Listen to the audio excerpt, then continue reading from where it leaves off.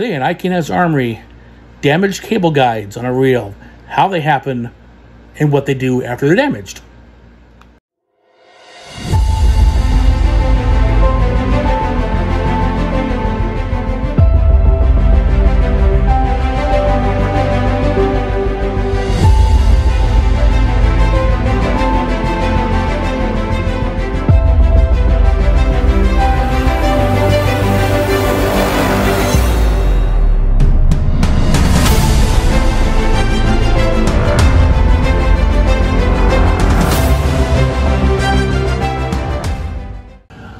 Okay, so let's talk cable guides real quick, specifically wear on the cable guides.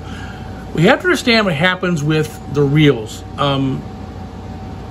The Leon Paul, it's a vertical reel, drums this way, and the cable comes out of the bottom. So it stays fairly straight. Ullman and Favero, it's a horizontal drum.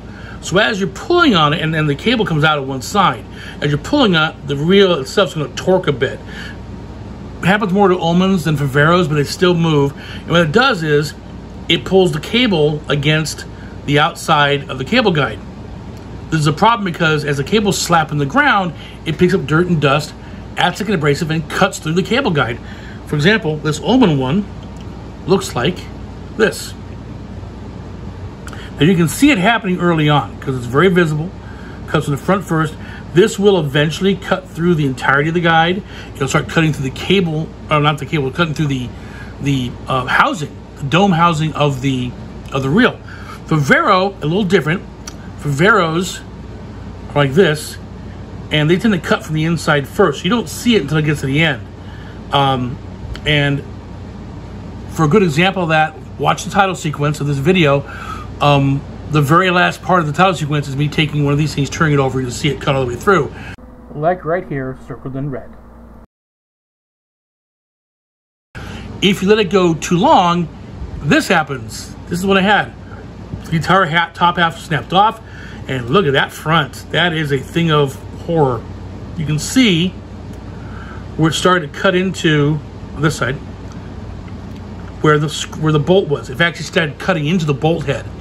And it here and here, it actually was cutting into the steel casing of the reel.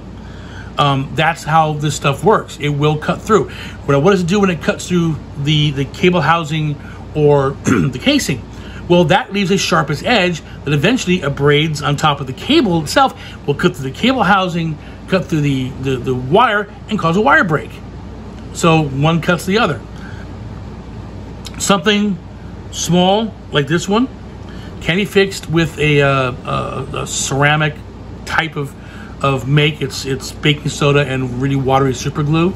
David Clark, late David Clark, taught me that years ago. That'll be another vid in the future. If it's really bad, like if it's all the way through, or if it's like this thing, just replace the cable guide. Don't even attempt to fix it. It's not worth the effort. That unfortunately does require desoldering the cable head, which I have done other videos, but it is necessary. I do have a design for a cable guide that splits in half, but I've yet to be able to manufacture it yet. We'll see if I have money. If I do, I'll make it and see how well it works. The problem is me finding a material that's going to be able to be manufactured easily, that's going to withstand the cutting guide a little bit. That may require me making a mold, which I don't have the money for. It's expensive. See what happens. But if you start having cable guides when you're doing work on a reel, if you see the cable guide getting chewed up, either patch it or replace it. Do not let it go on too long, because eventually you're going to have to replace the entire cable as it gets chewed and cut shorter, and suddenly it's not 20 meters long, and you run out of room before you get to the end of the strap. Happy armoring.